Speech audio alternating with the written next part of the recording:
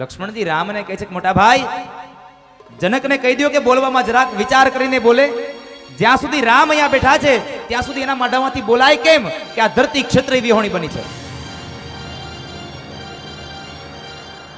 અને તમે જો એનો જવાબ ન આપી શકતા હોય તો મને આજ્ઞા આપો, એના બધા જ પ્રશ્નોનો જવાબ હું આપી દઉં.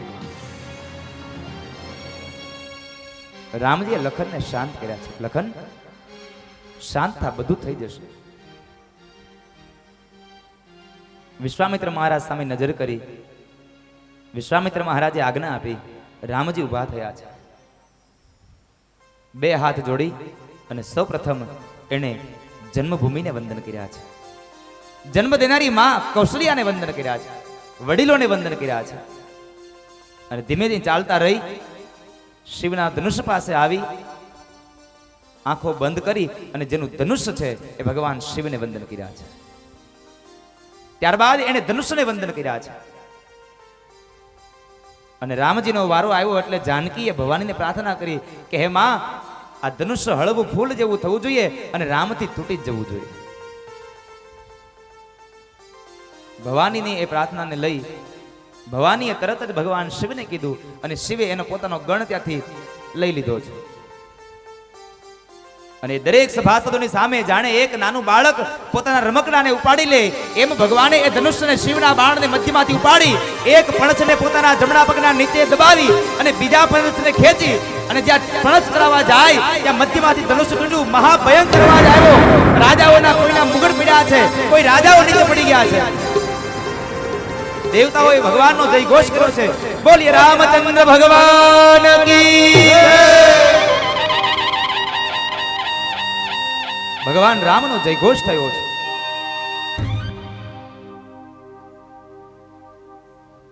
જાનકીજી વરમાળા લઈને આવે. ભગવાન રામના ગળામાં વરમાળા પહેરાવી છે. પણ શાસ્ત્રકાર એક પ્રસંગ લખે છે હાસ્યનો કે રામની ઊંચાઈ બરાબર પૂરેપૂરી છે અને જાનકીજી જરાક ઠીંગણા છે.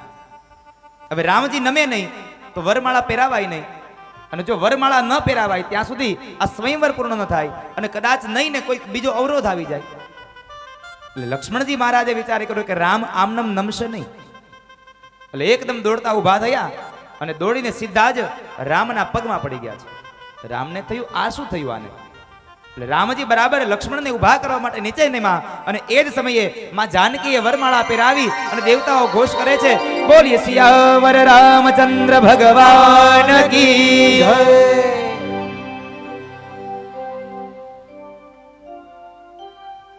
સૈનિકોને બોલાવી અને કુમકુમ પત્રિકાઓ મહારાજ દશરથને મોકલાવી છે. દશરથને એ અયોધ્યાની અંદર આવેલી કુમકુમ પત્રિકાઓ જોઈ આનંદનો કોઈ પાર ન રહ્યો. દેવર્ષિ નારદને બોલાવ્યા, મુહૂર્ત નીકાળ્યું માગસર સુદ પાંચમના દિવસે અને ગૌરજ સમયે. જ્યારે ગાયો નિરણ ચીરીને આવતી હોય અને એના પગની ખરીઓથી જ્યારે રજ ઉડતી હોય આ સમયે ભગવાનનું લગ્ન થાય. આવું મુહૂર્ત નીકાળવામાં આવ્યું. મુહૂર્તને નીકાળ્યું કહેવાય છે ખૂબ જાડેરી જાન આવી છે. જાન આવી છે, જાનના પોખણા થયા છે. ભગવાન રામનું અને માં જાનકીનો વિવાહ થયો છે. શાસ્ત્રકાર કહે છે કે એક જ માંડવે ચારેય ભાઈઓ પરણ્યા છે. મહારાજ જનકના ભાઈઓની દીકરીઓ શ્રુત, કીર્તિ ને માંડવી ભરત, શત્રુઘ્ન અને લક્ષ્મણજી મહારાજને પરણ્યા છે. એક જ માંડવે ચારેય ભાઈઓના લગ્ન થયા છે. વિધિઓ સંપન્ન થઈ અને જ્યારે આ ચારેય ભાઈઓ અને ચારેય કન્યાઓ અને એની બહેનપણીઓ જમવા બેઠા છે ત્યારે એક પ્રસંગ બન્યો છે. આ પ્રસંગ મારા તમારા જીવનમાં બહુ ઉપયોગી છે. જ્યારે ભોજનાલય ચાલે છે, ભોજન લેવાઈ રહ્યું છે, એ સમયે માતા જાનકીની બહેનપણીઓ જરાક વિવેક કર્યો છે, હાસ્ય કર્યું છે કે અયોધ્યામાં ક્યાં છોકરાઓ થતા હતા, એ તો ખીર ખાધી ને એટલે છોકરાઓ થયા. અયોધ્યામાં કોઈને છોકરાઓ નતા થતા. બધા જ શાંત રહ્યા છે પણ લક્ષ્મણ ન રહ્યા. લક્ષ્મણ બોલ્યા છે કે અયોધ્યામાં તો ખીર ખાવાથી છોકરા થયા છે, પણ જનકપુરમાં તો પ્રસૂતાની વેદના વેઠવી ન પડે એટલે છોકરીઓને જમીનમાંથી નીકળવું પડ્યું છે, કારણ કે માં જાનકી તો જમીનમાંથી નીકળ્યા છે. અને એ સમયે રામજીએ લક્ષ્મણનો હાથ પકડીને કહે છે કે લખન, આનંદનો પ્રસંગ છે, આમાં આનંદ કરવાનો હોય, આમાં ક્રોધ ન કરાય. અને ત્યારે લક્ષ્મણજી બોલ્યા છે, મોટા ભાઈ માફ કરજો, આનંદનો પ્રસંગ છે એનો અર્થ એવો નથી કે મર્યાદાઓ મૂકીને આનંદ કરાય, મર્યાદામાં રહીને પણ આનંદ કરો. વિવેક ન ભૂલાવવો જોઈએ માણસને. અને એટલા માટે તો લક્ષ્મણને વિવેકની મૂર્તિ કીધી છે. એ વિવેકની મૂર્તિ જાન પરણીને આવી છે. અયોધ્યાની અંદર ખૂબ આનંદ વર્તાયો છે. ચારેય ભાઈઓના પોખણા થયા છે, ચારેય કન્યાઓના પોખણાઓ થયા છે.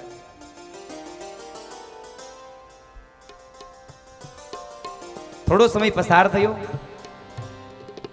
મહારાજ દશરથ એક વખત પોતાના રાજગાદીના આસન પર બેઠા છે, સિંહાસન પર બેઠા છે, અને પોતાના મસ્તકમાં રહેલો જે મુગટ છે એ જરાક ત્રાસો છે, સીધો કરવા માટે એણે જ્યારે કાચમાં નજર કરી તો એમને પોતાના કાન પાસે એક સફેદ વાળ દેખાયો.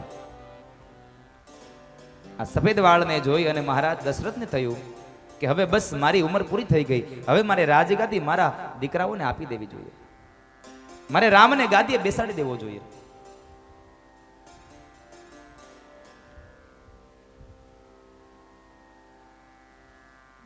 વશિષ્ઠ મહારાજ પાસે જઈ અને મહારાજ દશરથ કહે છે, બાપજી હવે મારી ઉંમર થઈ ગઈ છે, મારી વૃદ્ધાવસ્થા આવી ગઈ, મારે હવે રામને રાજ્ય સોંપી દેવું જોઈએ. એક કામ કરો ને, તમે મને સારું મુહૂર્ત આપો, આપણે તે દિવસે રામને રાજ્યાભિષેક કરી દઈએ. વશિષ્ઠ મહારાજ કહે છે, મારે આને કેમ કેવું કે હજી તો આને 14 વર્ષનો વનવાસ બાકી છે, 14 વર્ષ પછીનું મારે એને મુહૂર્ત કેમ આપવું? એટલે વશિષ્ઠ મહારાજ બોલ્યા છે કે મહારાજ દશરથ, આમાં મુહૂર્ત શું જોવાનું હોય? રામ જેદી ગાદીએ બેસે ને તેદી મુહૂર્ત, રામ જેદી ગાદીએ આવે ત્યારે મુહૂર્ત.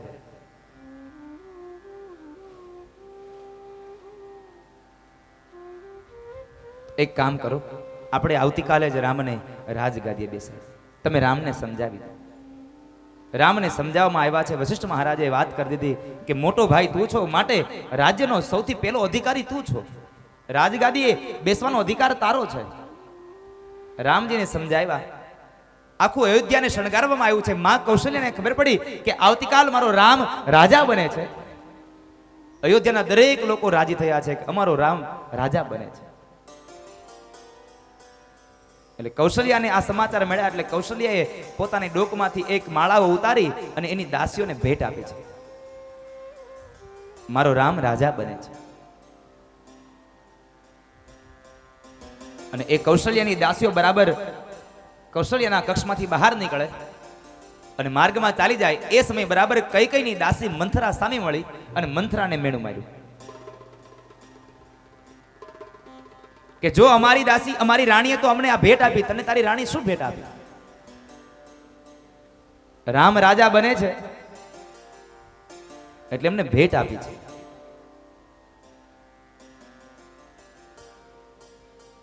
આ મંથરાને મેણું માર્યું અને મંથરાને મેણું અંદર લાગી ગયું અને એ મંથરા ફરી પાછી કૈકેયી પાસે ગઈ. કૈકેયીના કાન ભંભેર્યા છે. મંથરા એટલે કુબુદ્ધિ છે. જીવનમાં ક્યારેય કુબુદ્ધિનો સંગ ન કરશો સાહેબ.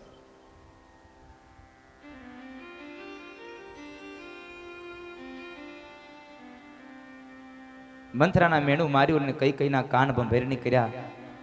પછી આપ સૌ લોકો જાણો છો કે કૈકેયીએ બરાબર એ મહારાજ દશરથે બે વચનો માંગ્યા છે. પેલા વચનમાં મારા ભરતને રાજગાદી, ભરતને રાજગાદી માંગીને બીજા વચનની અંદર મહારાજ દશરથ પાસે કોપ ભવનની અંદર ક્રોધ ભવનમાં રામને 14 વર્ષનો વનવાસ, રામને 14 વર્ષનો વનવાસ માંગ્યો.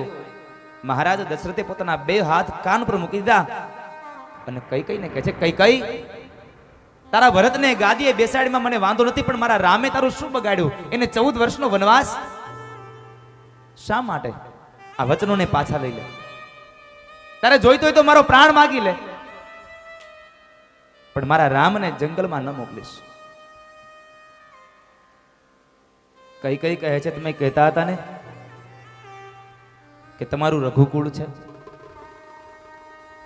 તમારો પ્રાણ જાય વચન ન જાય. ક્યાં ગયું તમારું વચન?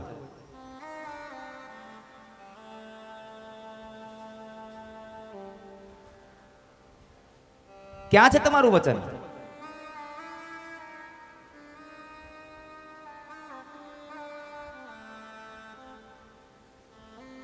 ન આપી શકતા હો તો 2 વચન પાછા લઈ જાઓ, મારે નથી જોઈતા.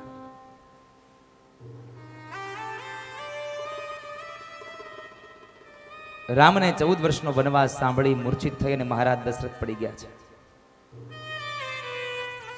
રામજીને સમાચાર મોકલ્યા. રામ આવીને માં કઈ કઈને કહે છે કે માં શું થયું મારા પિતાશ્રી? 2 વચનોની વાત કરી માને વંદન કરે છે કે માં તે મારા ઉપર કૃપા કરી છે. ભરતને અયોધ્યાનું રાજ્ય આપ્યું અને મને જંગલનું રાજ્ય.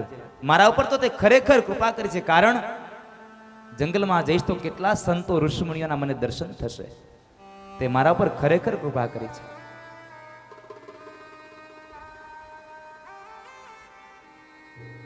મહારાજ દશરથ જ્યારે ભાનમાં આવ્યા છે, એ જંગલમાં જવાની ના પાડે છે, પણ ભગવાન રામ બોલ્યા છે કે પિતાશ્રી 14 વર્ષ તો હમણાં જતા રહેશે, શું વાર લાગે? સમયને જતા વાર નહીં લાગે. 14 વર્ષનો સમય તો હમણાં વ્યતીત થઈ જશે. ભરતને ગાદીએ બેસાડો, હું જંગલમાં જાઉં. રામજી જંગલમાં જવા તૈયાર થયા, સાથોસાથ લક્ષ્મણ તૈયાર થયા છે. રામ ના પાડે છે કે ના લખન, તારે નથી આવવાનું ભાઈ, તું અહીંયા અયોધ્યામાં રહી અને મા પાસે રહે. લક્ષ્મણ કહે છે કે માણસ જો એના જીવ વગર રહી શકે ને તો જ લક્ષ્મણ એના મોટા ભાઈ રામ વગર જીવી શકે. જ્યાં મારા રામ ન્યા હું.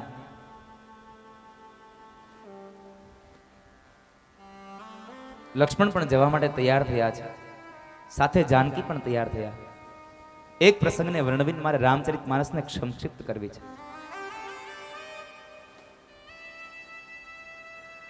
રામ, લક્ષ્મણ અને જાનકી ત્રણેય ઉભા છે, સાથે માં કૌશલ્યા ઉભા છે.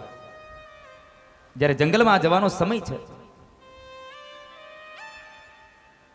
અને એ સમયે માં જાનકીની આંખમાં અશ્રુઓ જોઈ અને કૌશલ્યા બોલ્યા છે કે વૈદેહી બેટા, તારે જંગલમાં નથી જવાનું, તું શું કામ રડે છે?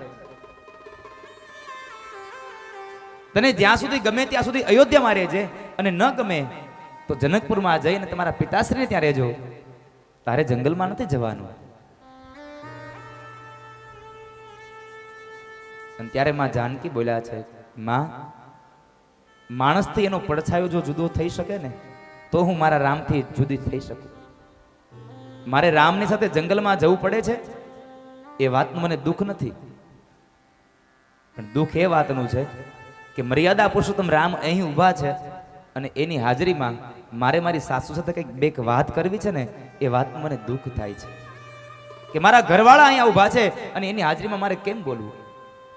આ મર્યાદા હતી સાહેબ, આપણા જગતની ભારતીય સંસ્કૃતિની આ મર્યાદા હતી.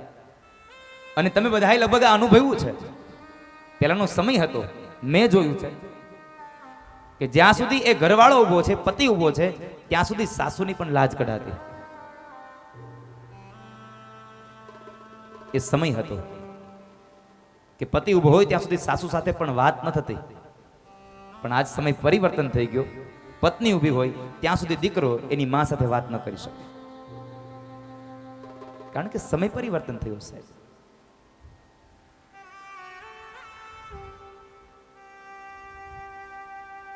પણ આને જરાક ઊંડાણપૂર્વકથી વિચારવાની જરૂર છે સાહેબ. મારા તમારા ભારત વર્ષની 3 કૃતિઓ છે: સંસ્કૃતિ, પ્રકૃતિ અને વિકૃતિ. આમાં સંસ્કૃતિ અને પ્રકૃતિ બે નાશ પામતી જાય છે, વિકૃતિ મારી તમારી અંદર બહુ વધતી જાય છે. વિકૃતિઓ બહુ વધી છે આ જગતમાં. માણસ વિકૃત બન્યો છે. સંસ્કૃતિ અને પ્રકૃતિનો નાશ થાય છે. અને જો આમનામ ચાલ્યું ને તો દિવસો બહુ ખરાબ હશે. રામ, લક્ષ્મણ ને જાનકી જંગલમાં જવા માટે નીકળે છે અને માં કૌશલ્યા કહે છે. કૌશલ્યા રામને રોકવા માટે કઈક શબ્દો ગાય છે. મારા રામને રોકો કોઈ રાત લડી, મારા રામને રોકો કોઈ રાત લડી, મારા રામને રોકો કોઈ રાત લડી, મારા રામને રોકો કોઈ રાત લડી. એમ બોલ્યા છે કૌશલ્યા માવલડી, મારા રામને રોકો કોઈ રાત લડી, મારા રામને રોકો કોઈ રાત લડી, મારા રામને રોકો કોઈ રાત લડી, મારા રામને રોકો કોઈ રાત લડી. નહીં રાજ કરાવું રામ પાસે, નહીં રાજ કરાવું રામ પાસે, હું તો ગાદી અપાવું ભરતને, હું તો ગાદી અપાવું ભરતને. મારા સાચા હૃદયની વાત લડી, મારા રામને રોકો કોઈ રાત લડી, મારા રામને રોકો કોઈ રાત લડી.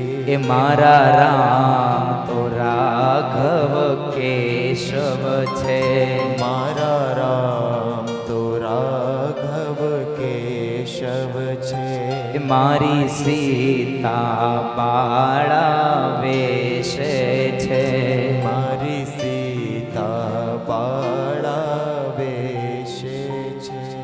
એને વનમાં વાગશે કાંકલડી, મારા રામને રોકો કોઈ રાત લડી, મારા રામને રોકો કોઈ રાત લડી. મેં તો શયન ભુવન બિછાવ્યા છે, મેં તો શયન ભુવન બિછાવ્યા છે, મેં તો ખટરસ ભોજન તૈયાર કર્યા, મેં તો ખટરસ ભોજન તૈયાર કર્યા. હજી ખોલી નથી એની ઢાંકલડી, મારા રામને રોકો કોઈ રાત લડી, મારા રામને રોકો કોઈ રાત લડી. એમ બોલ્યા છે કૌશલ્યા માવલડી, મારા રામને રોકો કોઈ રાત લડી, મારા રામને રોકો કોઈ રાત લડી.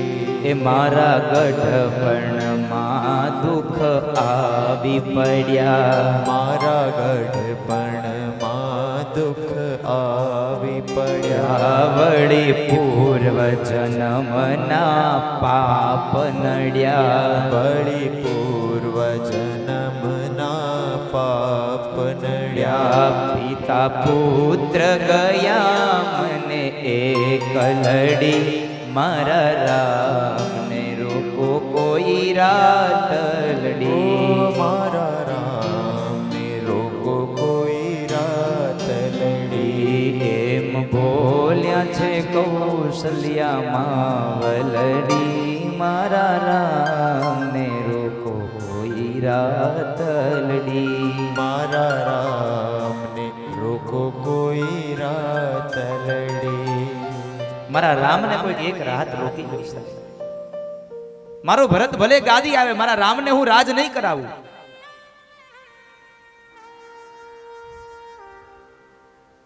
પણ મારા રામને કોઈ એક રાત રોકી લો ને. અયોધ્યાના દરેક વ્યક્તિઓ રડી રહ્યા છે. મહારાજ દશરથ રડે છે, માં કૌશલ્યા રડે, એક એક વ્યક્તિઓ અવધની રડી રહી છે અને દરેક વ્યક્તિઓ કઈ કઈને ખૂબ ધિક્કારે છે. મહારાજ દશરથ તો સુમંતને કહે છે કે સુમંત, એક કામ કરો, રથને તૈયાર કરો અને આ ત્રણેય વ્યક્તિઓને રથમાં બેસાડી અને એક દિવસ આ જંગલમાં ફેરવી આવો અને મારા રામને પાછા લઈ આવો. રામજી ના પાડે છે, નહીં પિતાશ્રી, જો આપણું વચન જાય ને તો આપણું રઘુકુળ ને લાંછન લાગી જાય. કારણ રઘુકુલ રીતે સદા ચલિયાઈ, પ્રાણ જાય બરુ વચન ન જાય.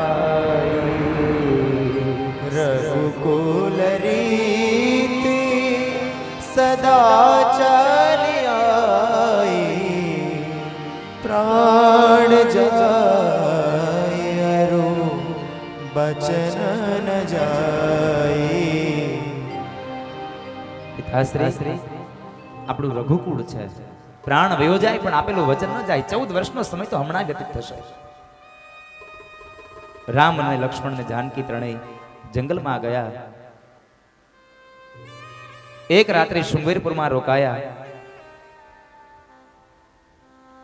જંગલમાં ગયા છે. આ બાજુ મહારાજ દશરથનો દેહાંત કાળ થયો. પુત્ર વિયોગમાં મહારાજ દશરથ મૃત્યુ પામ્યા છે. ભરત અને શત્રુઘ્ન મામાના ઘેર છે. રામ અને લક્ષ્મણ બેવ જંગલમાં છે. ભરતજી મહારાજને બોલાવ્યા, ખબર પડી. માં કઈ કઈને ધિકારે છે, કહે છે કે માં, તે મને જન્મ આપ્યો પણ મને તને માં કહેતા શરમ આવે છે.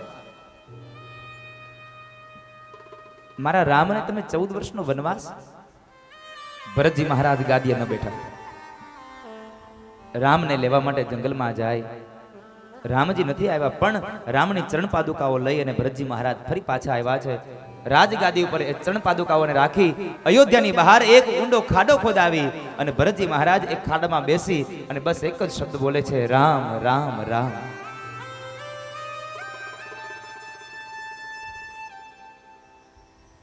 પિતાશ્રીના અવસાનના સમાચાર સાંભળ્યા, ખૂબ દુઃખ થયું રામજીને. રામજી પણ રડ્યા છે. પછી આપ સૌ જાણો એમ પંચવટીમાં આવ્યા છે. પંચવટીમાંથી માં જાનકીનું હરણ કરી અને એ રાવણ લઈ જાય. માં જાનકીની શોધ માટે થઈ અને ભગવાન રામચંદ્રજી મહારાજ નીકળે, શબરીના આશ્રમે જાય. ત્યાંથી એમને સંકેત મળ્યો કે આપને એક હનુમાનજી મળશે. હનુમાનજી મહારાજની સાથે મિલન થાય. સુગ્રીવ મળ્યો, સુગ્રીવની સાથે આખું સૈન્ય મળ્યું.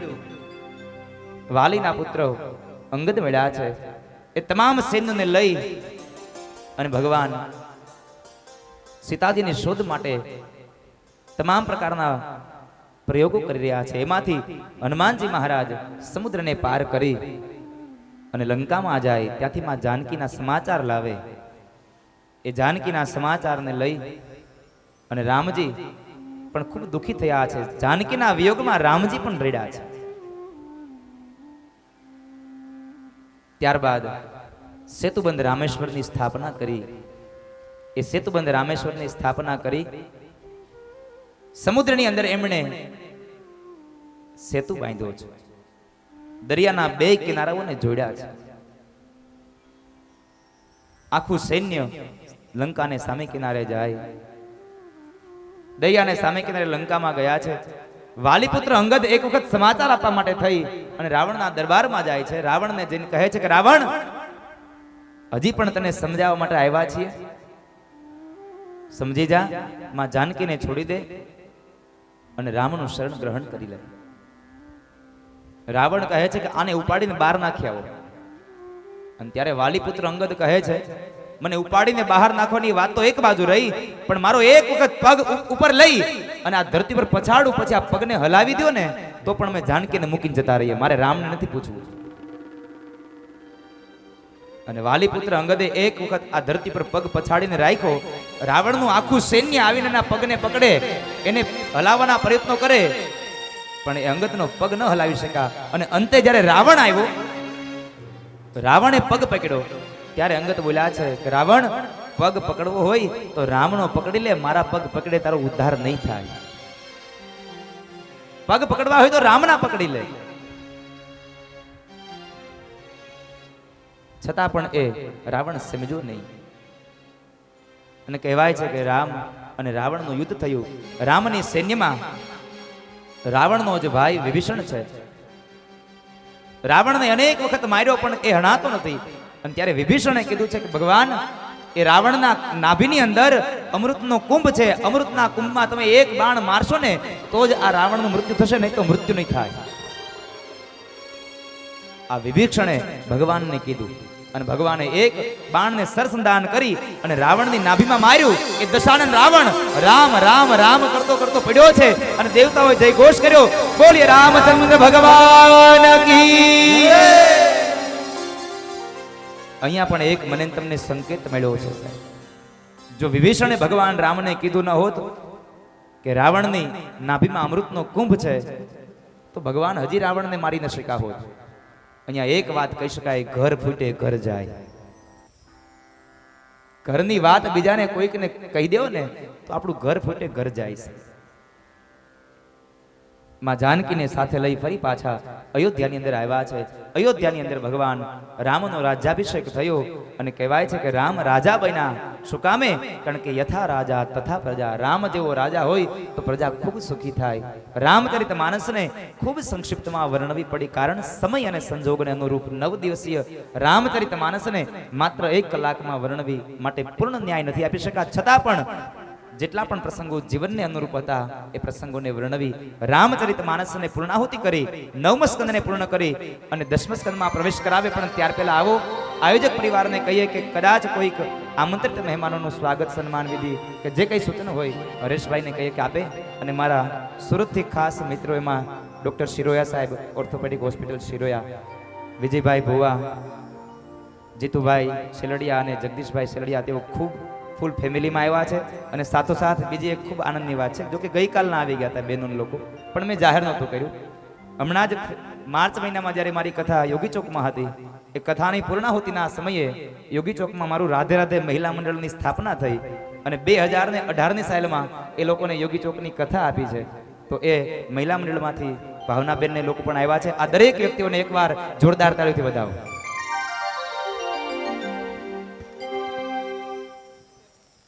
સૌને જય શ્રી કૃષ્ણ. હમણાં જ પૂજ્ય શાસ્ત્રીજીએ વાત કરી. આપણી વચ્ચે આદરણીય શ્રી ડૉક્ટર અરવિંદભાઈ શિરોયા સાહેબ, એવા જ અમારા લાડીલા મહેમાન જીતુભાઈ શેલડિયા, જગદીશભાઈ શેલડિયા અને વિજયભાઈ ભુવા અને તમામ પરિવાર સાથે અહીંયા પધાર્યા છે. અને તેઓના મનમાં સંકલ્પ છે કે તેઓ દાદાનું શાલ ઓઢાડીને અને સાથે સ્મૃતિ ભેટ અર્પણ કરીને અભિવાદન અને સન્માન કરશે. તો હું એમને પરિવાર સાથે, ભાવનાબેનને આપ બધા પણ સાથે પધારો, પરિવાર સાથે આવો. શિરો જીતુભાઈ શેલડિયા પરિવાર આવો. સાથે હું વિનંતી કરીશ જીતુભાઈ ભુવાને પણ, આ એમના બધા મિત્રો છે અને એમનું આ સુંદર મજાનું સુરતનું ગ્રુપ આજ આ ઢુંડિયા પીપળિયાના આંગણે વિનુભાઈ ભુવા અને ભુવા પરિવારના આંગણે આયોજિત આ શ્રીમદ ભાગવત જ્ઞાન યજ્ઞના આ ચતુર્થ દિવસે બીજા સત્રમાં જ્યારે અહીંયા પધાર્યા છે ત્યારે એમના હાર્દિક સ્વાગત અને અભિવાદન કરીએ છીએ, એમને આવકારીએ છીએ. સાથે અમારે મુન્નાભાઈ ગિરિરાજ તથા એમના સાથી મિત્રો અહીંયા પધાર્યા છે, એમને પણ ભુવા પરિવાર આવકારે છે. સાથે અમારે માણસુરભાઈ હુદડ ખાખરા અણમતિયાથી સરપંચ શ્રી પધાર્યા છે, એમને પણ આવકારીએ છીએ, એમના પણ સ્વાગત કરીએ છીએ. અને આ સુંદર મજાની ક્ષણ જલ્પાબેન પણ પધારો. વાહ,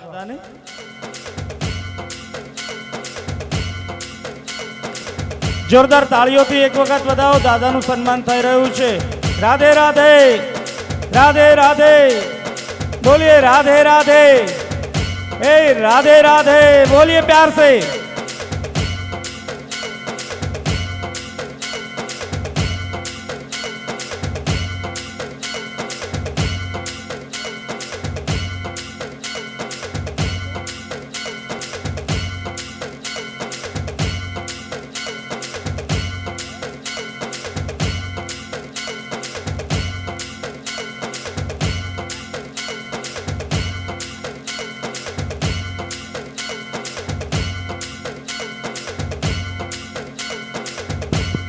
હાલ મોદા ગામથી જે યજમાન પરિવાર આવ્યા છે કે જેમ હમણાં જ પરમ પૂજ્ય શાસ્ત્રીજીની 8 તારીખથી જે કથા શરૂ થાય છે, તો આવો એમને પણ અત્રે શુકનનું શ્રીફળ અર્પણ કરવાનું હોય તો તેઓ પણ બધા આવશે.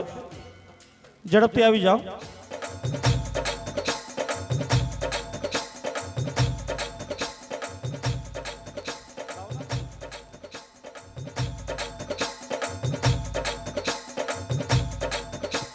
બધાને જય શ્રી કૃષ્ણ. હું ઢોળવાથી ભુવા પરિવારના ભાણેજ ભાઈ શ્રી મધુભાઈ નનકુભાઈ બોરડ, ભીખુભાઈ નનકુભાઈ બોરડ, ભગાભાઈ નનકુભાઈ બોરડ અને લલિતભાઈ નનકુભાઈ બોરડને વિનંતી કરીશ કે મંચની બાજુમાં આવી જાય અને 8 ભાઈઓ અહીંયા મંચની બાજુમાં આવી જશે. પધારો. વિનુભાઈ શંભુભાઈ ભુવા, મનુભાઈ શંભુભાઈ ભુવા, ભાવેશભાઈ પુનાભાઈ ભુવા, કરશનભાઈ દેવશીભાઈ ભુવા, ગોરધનભાઈ દેવશીભાઈ ભુવા, બચ્ચુભાઈ દેવશીભાઈ ભુવા, પાંચાભાઈ દેવશીભાઈ ભુવા, વિઠ્ઠલભાઈ દેવશીભાઈ ભુવા, આ તમામ 8 ભાઈઓ આવી જાઓ. વિનુભાઈ ન હોય તો ભાઈઓને બોલાવી લ્યો. બધા 8 ભાઈઓનું ભાણેજ તમારા ઢોળવાના જે ભાણેજ પરિવાર છે તેઓ સન્માન કરવા ઈચ્છે છે.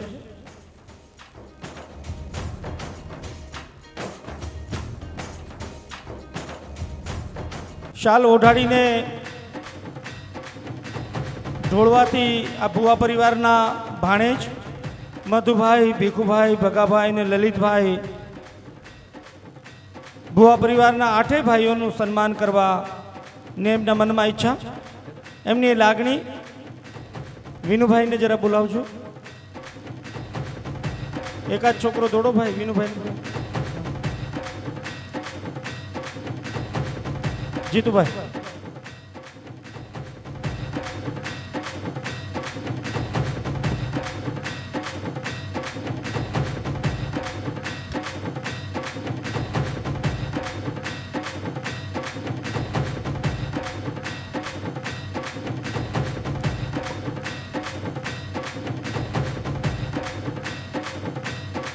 બસ.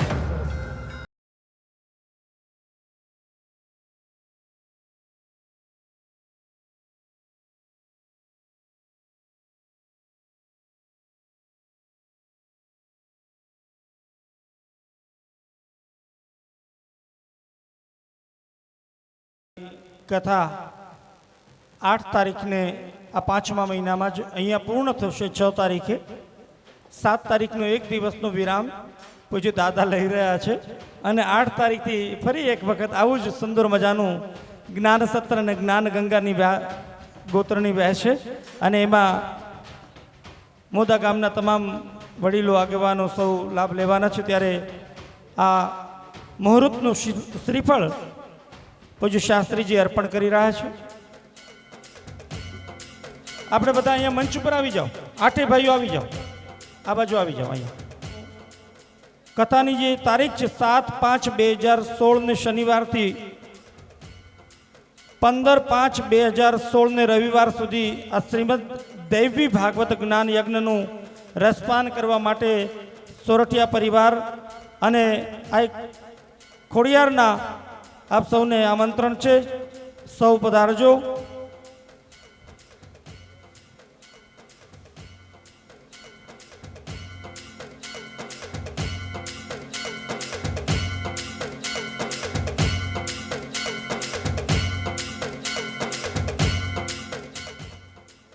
અને પહેરી લેવી ફટાફટ.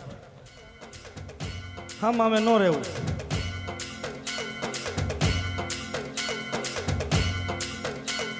વાહ ભાઈ વાહ. આવો. હાલો આવો. આપણી વચ્ચે આદરણીય શ્રી દિલીપભાઈ દરબાર અનીડાવાળા સુરતથી અહીંયા આત્રે પધાર્યા છે, તો તેઓ મંચ પર પધારશે અને એમના સ્વાગત કરીશું પુષ્પહાર અને મોમેન્ટો અર્પણ કરીને. દિલીપભાઈનું સન્માન કરી રહ્યા છે હરેશભાઈ. એક બાકી રહી ગયા હતા વડીલ.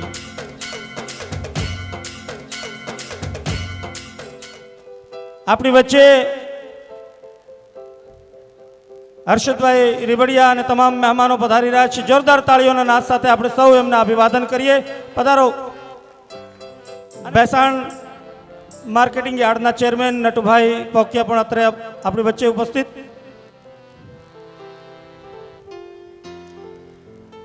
ભાવેશભાઈ ત્રાપસિયા જિલ્લા પંચાયત સદસ્ય શ્રી ધારી ગુંદાળી આપણી વચ્ચે ઉપસ્થિત છે. એમના પણ સ્વાગત કરીએ છીએ. પધારો ભાવેશભાઈ, નટુભાઈ, ભાઈ હર્ષદભાઈ, ભાઈ ભાઈ પધારો ભાઈ.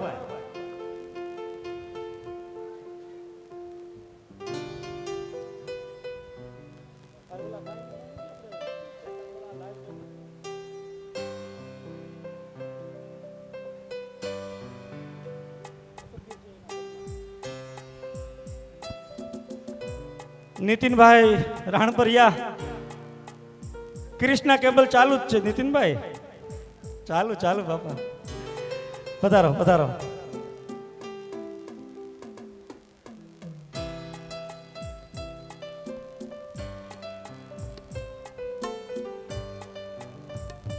ગોરધનભાઈ, ઓહો અમારે ગોરધનભાઈ પણ પધાર્યા છે ને.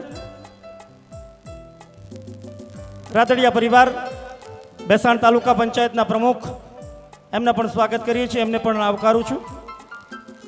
હર્ષદભાઈ, આપને વિનંતી છે પધારો મંચ પર. આપના સ્વાગત અને અભિવાદન કરીશું. હું વિનુભાઈ અને જીતુભાઈ બંનેને વિનંતી કરીશ કે તેઓ મંચ પર પધારશે અને તેઓ સ્વાગત કરશે.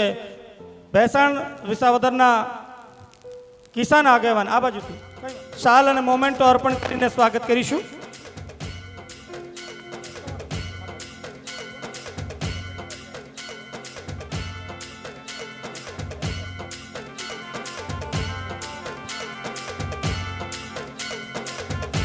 આવો ઝડપ. હું એ જ ક્રમમાં નટુભાઈ પોકિયાને વિનંતી કરીશ, થોડો સમય આજે કૃષ્ણના જન્મોત્સવને વધાવવું છે એટલે સૌને થોડા ઝડપથી બોલાવીએ. વજુભાઈ પણ પધાર્યા છે. ઓહો મૂળ વજુભાઈ, આપણને બધાને તકલીફ શું થાય? આપણી હાઈટ ઓછી ને, આ બધાને ભેગા હાલતા નહીં હો તમે. નીતિનભાઈ ધ્યાન રાખજો.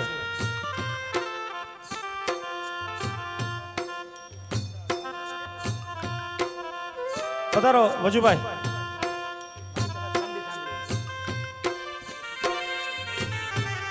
વજુભાઈ મોવલિયાના સ્વાગત અને અભિવાદન હરેશભાઈ સાથે જોડાશે. ભાવેશભાઈ ત્રાપસિયા પધારો. ભાવેશભાઈ જિલ્લા પંચાયતના સદસ્ય શ્રી. ગિરધરભાઈ રાદડિયા તાલુકા પંચાયતના પ્રમુખ શ્રી, અમારે ચણાકાના આગેવાન પધારો ગિરધરભાઈ. ભેસાણ તાલુકા પંચાયતની હમણાં જ જે થોડા સમય પહેલા જ ચૂંટણી થઈ અને એમાં જ્વલંત સફળતા મેળવીને તાલુકા પંચાયતના પ્રમુખ અમારે રાદડિયા પરિવાર પધારો. અમારે દીપકભાઈ સતાસી અત્રે આપણી વચ્ચે ઉપસ્થિત છે. પધારો દીપકભાઈ, અને એમના સ્વાગત અને અભિવાદન કરીશું. દીપકભાઈ અત્રે આપણી વચ્ચે ઉપસ્થિત. જયસુખભાઈ રાખોલિયા તાલુકા પંચાયતના સભ્યશ્રી, તેઓ પણ મંચ ઉપર પધારશે. રવજીભાઈ ઠુમ્મર તાલુકા પંચાયતના સદસ્યશ્રી, તેઓ પણ મંચ ઉપર પધારશે. રામજીભાઈ ભેસાણિયા સહકારી મંડળીના અમારે ભેસાણના પ્રમુખ શ્રી, પધારો પધારો રામજીભાઈ. કુમનભાઈ અમારે સુરતથી પધાર્યા છે, એમને પણ વિનંતી કરીશ કે તેઓ પણ મંચ પર આવશે. પધારો કુમનભાઈ.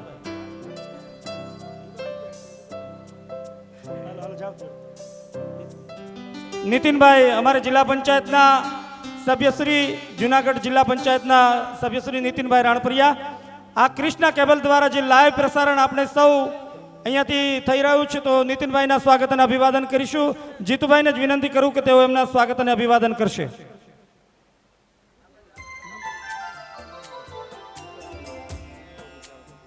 ચિમનભાઈ ડી સાવલિયા અત્રે અહીંયા મંચ પર પધારશે. અગ્રણી બિલ્ડર્સ શ્રી સુરત અત્રે આપણી વચ્ચે ઉપસ્થિત છે, એમના સ્વાગત અને અભિવાદન કરીશું. અને જગદીશભાઈના ભાઈ છે, ભાઈ છે. અમારે જયસુખભાઈ ઝાલાવાડિયા અગ્રણી બિલ્ડર્સ શ્રી સુરત અત્રે આપણી વચ્ચે પધાર્યા છે. જયસુખભાઈ પધારો. અમારે ઝાલાવાડિયા પરિવાર ભાઈ શ્રી જયસુખભાઈ સુરતથી અગ્રણી બિલ્ડર શ્રી અત્રે આપણી વચ્ચે છે, એમના સ્વાગત અને અભિવાદન કરીશું.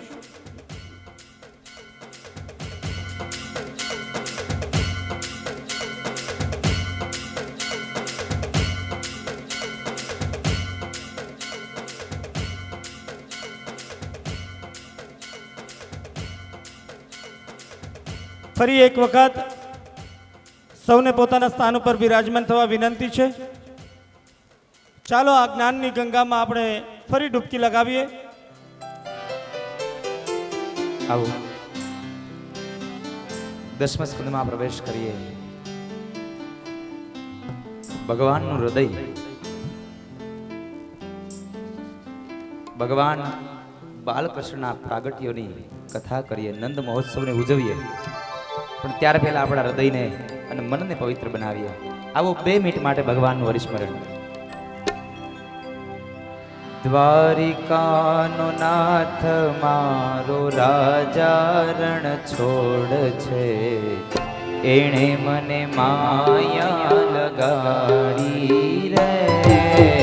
દ્વારિકાનો નાથ મારો રાજા રણ છોડ છે, એણે મને માયા લગાડી રે. દ્વારિકાનો નાથ મારો રાજા રણ છોડ છે. બેનો ઉભા ન થાવ તો બધું સારું, કારણ કે હમણાં મારે નંદ ઉત્સવમાં લઈ જવા. માત્ર 2-5 મિનિટ જ ખાલી તમે બહુ વાતો કરી ને એટલે તમને અહીંયા પાછા લઈ આવવા છે. દ્વારિકાનો નાથ મારો રાજા રણ છોડ છે, એણે મને માયા લગાડી રે. દ્વારિકાનો પણ તાળીઓ સાથે ગાજો સાહેબ. રાજા રણ છોડ છે, એણે મને માયા લગાડી રે. દ્વારિકાનો નાથ મારો રાજા રણ છોડ છે, એણે મને માયા લગાડી રે. દ્વારિકાનો નાથ મારો રાજા રણ છોડ છે, એણે મને માયા લગાડી રે. તમે મને માયા લગાડી મારા વાલા. તમે મને માયા લગાડી મારા વાલા. તમે મને માયા લગાડી મારા વાલા. તમે મને માયા લગાડી મારા વાલા. એણે મને માયા લગાડી રે. એણે મને માયા લગાડી રે. એણે મને માયા લગાડી રે. એણે મને માયા લગાડી રે. કાયોનો ગોવાળ મારો રાજા રણ છોડ છે, એણે મને માયા લગાડી રે. ગાયોનો ગોવાળ મારો રાજા રણ છોડ છે, એણે મને માયા લગાડી રે. ગાયોનો ગોવાળ મારો રાજા રણ છોડ છે, એણે મને માયા લગાડી રે. ગાયોનો ગોવાળ મારો રાજા રણ છોડ છે, એણે મને માયા લગાડી રે.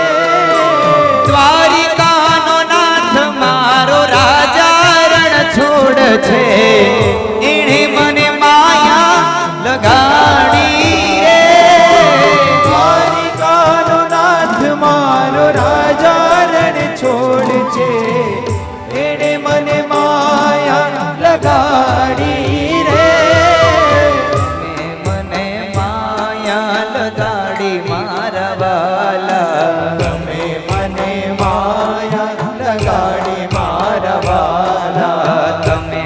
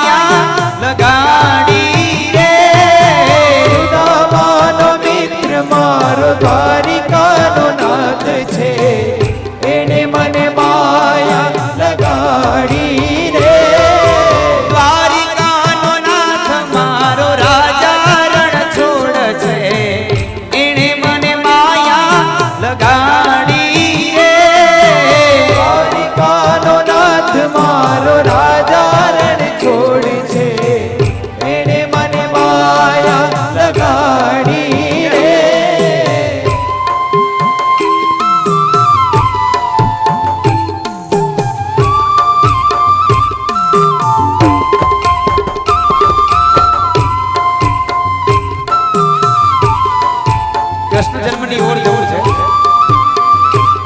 અને કનૈયાના દરબારમાં નાચવું હોય ને સાહેબ તો પેલા અગાઉથી આપણા દિલને આપણા હૃદયને પવિત્ર બનાવવું પડે એના નંદ મહોત્સવમાં જવું હોય એના જન્મોત્સવની ઉજવણીમાં જવું હોય તો સૌપ્રથમ તો તમારે તમારા હૃદયને પવિત્ર બનાવવું પડે અને એના પવિત્ર બનાવવા માટે બીજો કોઈ ઉપાય નથી બસ તાળીઓની સાથે મારા કનૈયાને યાદ કરો કારણ કલો કેશવ કીર્તના આ કળિયુગમાં માત્ર કનૈયાનું કીર્તન તમને યાદ આવશે તો જેને જેને નંદ ઉત્સવમાં આવું છે હાથ ઊંચો કરો કોને કોને આવું છે નંદ ઉત્સવમાં ગોકુળમાં કોને આવું છે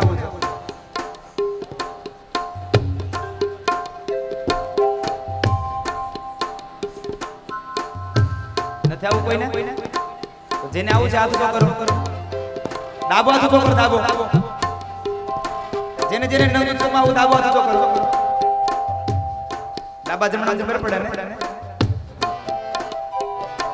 હવે જમણો હાથ ઊંચો કરો બે હાથ કરો બે હાથ હવે થોડા કામ આગળ લઈ જાઓ એક સાથે હો જય હો જય હો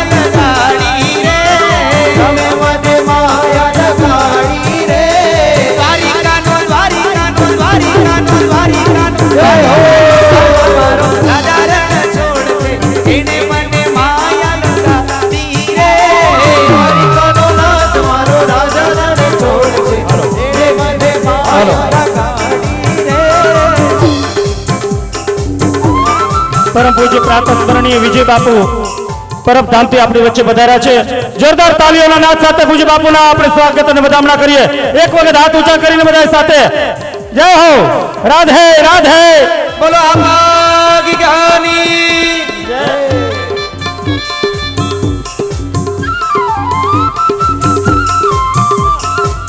હતાદર હતાદર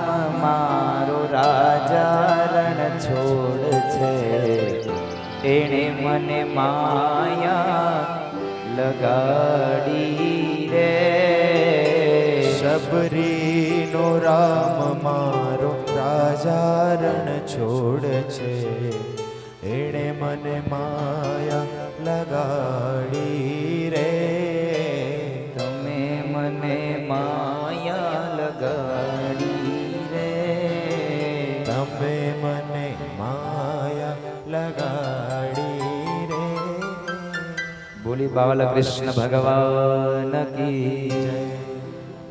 આવો કથામાં પ્રવેશ કરીએ પણ ત્યાર પહેલા સતદારથી પૂજ્ય વિજય બાપુ પધાર્યા છે. યજમાન પરિવારને કહીએ કે રૂડા આશીર્વાદ લઈ અને ત્યારબાદ આપણે ફરી પાછા કથામાં પ્રવેશ કરીએ એટલે નંદ મહોત્સવમાં જઈએ. આવો સૌપ્રથમ યજમાન પરિવાર બાપુના આશીર્વાદ લેશે. પરમ પૂજ્ય પ્રાતઃ સ્મરણીય સત્તાધારથી પધારેલા લઘુ મહંત વિજય બાપુ અત્રે આપણી વચ્ચે છે. સંતનો સ્વભાવ છે કેવો, જાણે માના ખોળા જેવો. માના ખોળાની માલિપા માથું મૂકી દ્યો અને સંતના ખોળાની માલિપા માથું મૂકી દ્યો, જગતના તમામ સંતાપથી મુક્તિ મળી જાય એવું એક વિરલ સંતત્વ કે દુનિયાના પટની માલિપા સત્તાધારનું નામ ગુંજતું હોય, એ આપા ગીગાનું નામ ગુંજતું હોય એવું એ ધામ સતના આધારે ઉભેલું એ ધામ સત્તાધાર. અને એના સૌના લાડીલા આપણા સૌના પરમ પૂજ્ય વિજય બાપુ આપણી વચ્ચે વધાર્યા છે ત્યારે એક વખત હાથ ઊંચા કરીને જોરદાર તાળીઓના નાદથી પૂજ્ય બાપુને વધાવીએ. અને હું પ્રાર્થના કરીશ પૂજ્ય બાપુને એને કષ્ટ કરીએ આપ અને મંચ પર પધારો. અને યજમાન પરિવારને હું પ્રાર્થના કરીશ કે તેઓ એમના સ્વાગત અને અભિવાદન કરશે. અને માણસાના ધારાસભ્ય શ્રી અમિતભાઈ ચૌધરી અત્રે આપણી વચ્ચે ઉપસ્થિત છે. જોરદાર તાળીઓના નાદ સાથે અમિતભાઈને વધાવો. યુવાન અને જબરજસ્ત ડાયનેમિક પર્સનાલિટી હર્ષદભાઈના મિત્ર ભાઈ શ્રી અમિતભાઈ ચૌધરી માણસાના ધારાસભ્ય શ્રી પણ અત્રે આપણી વચ્ચે ઉપસ્થિત છે. હર્ષદભાઈ આપણા વિસ્તારનું જ ઘરેણું અને એમાં પૂજ્ય વિજય બાપુનું આગમન. પધારો. અમર ગાયે જન્મ સંતના વધામણા કરવા હોય બાપ તો તાળીઓનો નાદ આપવો ઘટે. એક વખત હું અહીંયાથી 30 ઉલટા ગણીશ, તાળીઓનો નાદ આપજો. 30 હાથ ઊંચા કરીને આકાશની માલિપા. 30 29 28 27 26 25 24 23 22 21 20 19 18 17 16 15 14 13 12 11 10 9 8 7 6 5 4 3 2 1. અને હવે આપણી વચ્ચે ઉપસ્થિત યુવા વ્યક્તિત્વ અને પર્સનાલિટી જેમની ડાયનેમિક છે એવા માણસાના ધારાસભ્ય અમિતભાઈ ચૌધરી અત્રે આપણી વચ્ચે ઉપસ્થિત છે. જોરદાર તાળીઓના નાદ સાથે અમિતભાઈને વધાવો. છેક માણસાથી અત્રે જીતુભાઈ અને બધા મિત્રોના પ્રેમને કારણે અહીંયા પધાર્યા છે ત્યારે એમના સ્વાગત અને અભિવાદન ભાઈ શ્રી જીતુભાઈ ભુવા અને આ ભુવા પરિવારના આંગણે આ સૌ મહેમાનોના હાર્દિક સ્વાગત અને અભિવાદન સાથે સૌને આવકારીએ છીએ. જય હો. રાધે રાધે.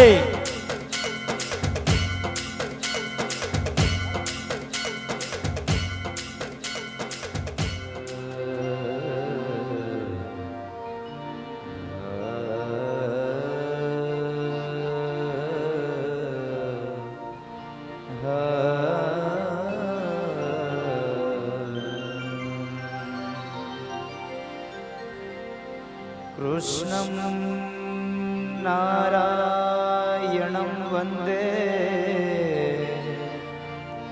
કૃષ્ણં વંદે વ્રજપ્રિયં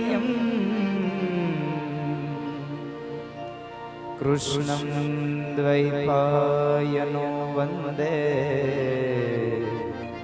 કૃષ્ણં વંદે પૃથ્વાસુતં કૃષ્ણં દ્વૈપાયનો વંદે કૃષ્ણં વંદે પૃથ્વાસુતં.